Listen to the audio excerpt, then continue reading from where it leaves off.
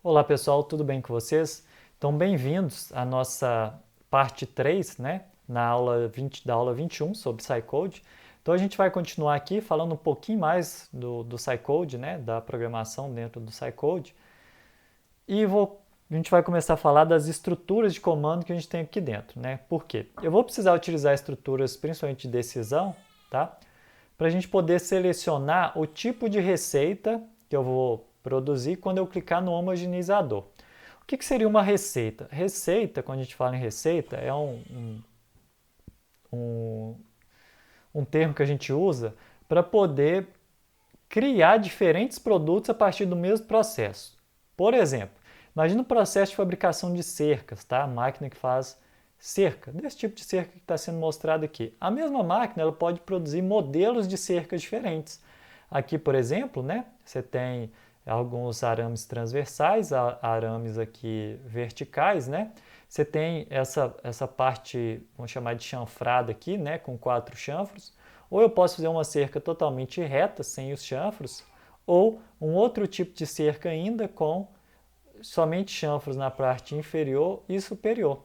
Aqui a gente tem um outro modelo, né? Não precisa mudar exatamente só o modelo, mas o espaçamento aqui, né? Que a gente chama de malha. Então essa largura e essa altura aqui, repare que nessas duas ela é 5 por 20, apesar do diâmetro do fio ser diferente. E aqui eu tenho uma malha diferente, né? Que ela é de 7,5 por 20 e novamente é a mesma máquina. O que muda? A parametrização. Então simplesmente quando você vai programar a máquina, ao invés de você programar que você quer um fio a cada 5 centímetros, você coloca 7,5. Você não precisa criar isso o tempo todo, né? Para cada parâmetro, porque imagina, são vários parâmetros que a máquina tem, não é um parâmetro único. Então você simplesmente pode cadastrar todos os parâmetros aqui, ó, ligado ao primeiro produto. Então vou chamar isso aqui de produto 1. Eu simplesmente selecionando o produto 1, dentro desse produto 1 ele já tem todos os valores relacionados, né, à sua fabricação. Então a gente chama isso de receita, né, que é a forma de produzir o produto 1. Aqui eu vou pegar todos os parâmetros e colocar dentro da receita que chama produto 2. Então quando eu clicar em produto 2, ele vai enviar para o CLP todos os valores necessários, os parâmetros, né, para produzir o produto 2 e assim por diante. Esse que é o conceito de receita.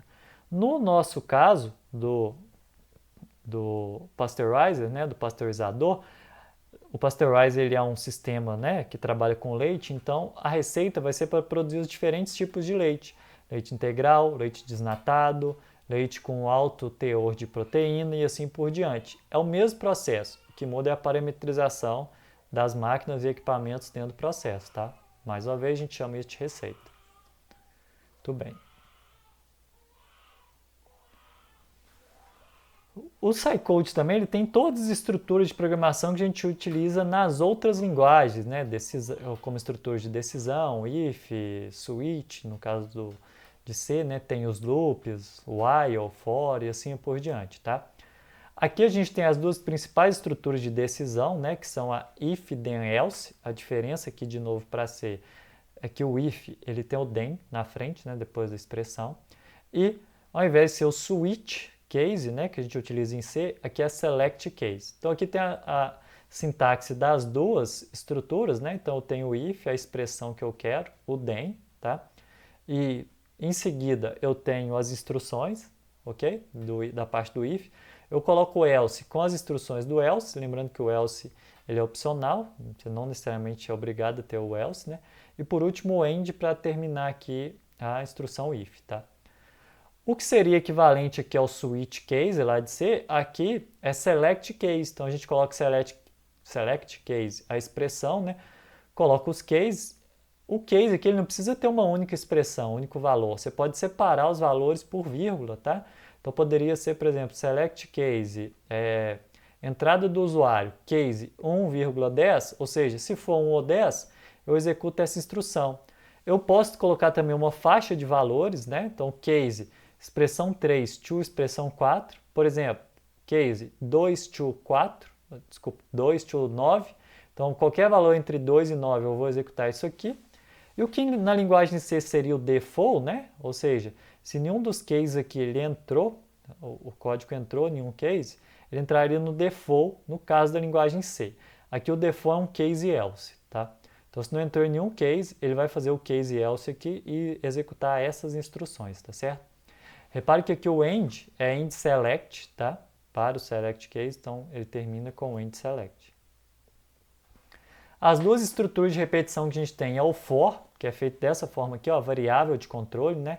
Recebe a expressão to, a segunda expressão do faça, né? Então, para a variável de um valor até o outro, lembrando que ele vai de 1 em 1, ok? Execute essas instruções. O while, né? Então, o while, enquanto essa expressão for verdadeiro, faça o que tiver aqui. As duas terminam com end. No caso de estruturas de repetição, se você for fazer algo muito longo, por exemplo, você vai fazer interação sobre a base de dados com 1 milhão de valores. É interessante você usar as funções sleep ou sleepms. Essa função aqui suspende a tarefa pelo tempo de segundos que você passar aqui no parâmetro, tá? Então, por exemplo, sleep1, ele para essa tarefa por 1 segundo. Sleepms é a mesma coisa, só que em milissegundos. Então, sleepms1 vai parar por 1 milissegundo. Para quê? Pra você permitir que a CPU faça outras tarefas, tá? Ele não fique preso lá no seu loop de interação lá de 10 mil, 1 milhão de valores e não faça mais nada. Então, é interessante fazer isso. Comentários. É sempre uma boa prática você colocar comentários nas suas funções, pelo menos descrevendo o que a função faz, né? Se você não conseguir achar um nome bem descritivo para a função, ok? O Scicode ele tem 3 formas diferentes de você colocar comentário, tá? Você pode usar ponto de exclamação, né? Assim como você usa barra, barra, é a mesma coisa. Qualquer um desses dois faz um comentário de uma linha, tá? E assim como em C, se você usa barra asterisco e finaliza com asterisco barra, você pode fazer um comentário de várias linhas, tá? Isso aqui é igual ao C, esses dois. A única diferença é que você tem o ponto de exclamação também, que é o comentário de uma linha, assim como o barra, barra. A instrução return, né, dentro de uma função, ela retorna uma informação ou um valor para o ponto de código que chamou a função, tá? Sempre que você usar o return, você tem que declarar o tipo de dado que você está retornando entre o escopo da função e a palavra reservada function. Então aqui, por exemplo, essa função ela vai retornar o dado retornado. Então aqui depois de escopo, eu tenho que falar se esse dado retornado ele é int, real ou string. Então eu colocaria aqui, né? Int ou real ou string, qualquer um dos três, tá bom? Para falar qual que é o tipo de dado que a gente retorna aqui.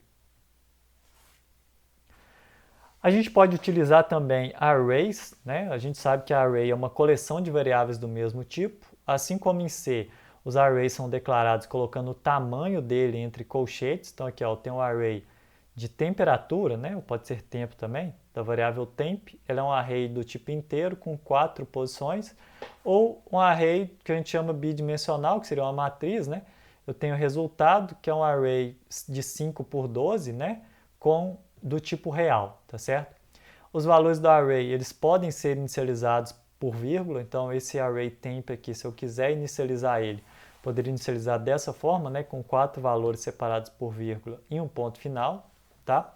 E para você utilizar um array, assim como em C, basta você referenciar qual posição que você quer, lembrando que a posição começa em 0.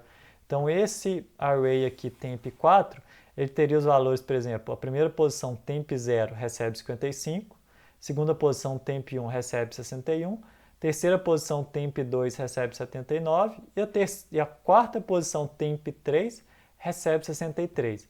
Eu inicializei as 4 posições do array, né? Inicializei ou atribuí um valor, tá certo? Tudo bem. Então a gente chega então na etapa 4 do nosso roteiro, né? Na etapa 4, deixa eu mostrar aqui para vocês, a gente vai retornar a receita do pasteurizador, tá? Então a gente vai criar uma função que quando eu clicar no homogeneizador, deixa eu ver se tem ele aqui, quando eu clicar nesse equipamento aqui, ó, ele vai pedir para eu selecionar a receita, tá? Eu vou colocar um número de 1 a 5, se não me engano, e ele vai retornar qual que foi a receita. Na prática aqui não muda nada, né? Só para a gente entender como é que faria a seleção, mas o que ele vai fazer é basicamente fazer um select ali, né? Um select case, e ver qual valor que eu coloquei e retornar o tipo de receita, né? Na forma de uma pop-up que eu estou selecionando. Então aqui tem o que a gente vai fazer, né? A gente vai criar primeiramente, né, eu vou criar um novo arquivo do SciCode com esse nome, tá? Eu vou inicializar ele por meio de um array com 5 elementos do tipo string, ok? Com esses valores. Aqui já na letra B você não tem que digitar isso de novo, tá? Isso aqui é porque a gente já tinha digitado no item anterior, eu estou escrevendo todo o código novamente. Você vai ter que digitar só o que está em negrito, tá certo? Então a gente vai começar uma função chamada reciteSelection, tá? Mais uma vez, isso aqui já foi feito, você vai inserir só o que está em negrito. Vou criar duas variáveis, né? A seguir aqui, a gente vai fazer essa instrução aqui, né? Para receber o inteiro, que é a receita, ok? Logo abaixo, né, daquele código lá, a gente vai colocar o select case para falar qual que foi a receita e termino a função com end. Depois no pasteurizer, né, a gente vai abrir a página dele, encontrar essa figura lá dentro. Vou dar 2 cliques nela, dentro da aba input, né, em touch, eu vou usar a função message, que é para mostrar uma mensagem falando qual receita do homogeneizador que eu selecionei. Eu vou chamar a função de receita, né, ela retorna um texto, ok? Que é o texto com o nome da receita selecionada. Vou executar, tá certo? E fazer o backup disso aqui, porque é a última parte. Então, só para mostrar para vocês, aqui, ó, eu vou clicar, deixa eu mostrar. Vou selecionar a receita entre 0 e 4, na verdade, então 2, ok. Nesse momento, eu setei o meu processo para produzir leite semi-desnatado, ele está falando aqui para mim. Como eu disse, isso aqui é só informativo, né? Não vai alterar parâmetro nenhum, ele simplesmente mostra aqui uma janela com o nome do produto. Então, cada valor que eu selecionar aqui é um produto diferente, né? Desnatado, mostrando que eu estou setando o processo para produzir outro tipo de produto, tá certo? Tudo bem. Então, para a próxima semana a gente tem a entrega da parte de indicações, animações e comandos do nosso trabalho, tá? E agora a gente sabe, né, quando é que é necessário utilizar a função SciCode personalizada. Quando não tem a função pronta, simples assim. Então, se eu quero fazer alguma coisa que eu não tenha a função pronta, você cria um arquivozinho do SciCode, né, e coloca o seu código lá dentro. Lembrando que você pode, inclusive, chamar instruções que já estão, né, utilizar as funções SciCode que já vem, todas aquelas lá que a gente mostrou no help, você pode chamar dentro do seu código. Finalizando aqui, quais são os pontos-chave da nossa aula, né? Nessa aula, os pontos-chave, você tem que conhecer as principais funções do SciCode, né? Que são todas elas que a gente já utilizou. Criar, compilar e utilizar funções SciCodes customizadas, nas quais você mesmo utiliza, que foi o que a gente acabou de fazer na etapa 3, né? Conhecer os 4 principais elementos de uma função SciCode, ok? Que a gente já falou, que são o escopo, né? A palavra reservada function, nome da função, e o corpo da função. Conhecer as principais estruturas de programação e operadores do SciCode, foram todos esses que a gente falou na parte 2 e 3 da aula. E se quiser estudar um pouquinho mais e aprofundar, eu vou deixar 2 materiais, que é esse material SciCode Reference, tá? Que tem todas as funções do SciCode explicadas aqui e uma referência também para o SciCode, então eu vou deixar esse material no Classroom, tá bom? Tudo bem, então a gente finaliza a nossa aula sobre SciCode. Muito obrigado, um abraço e até a próxima aula, pessoal. Tchau, tchau.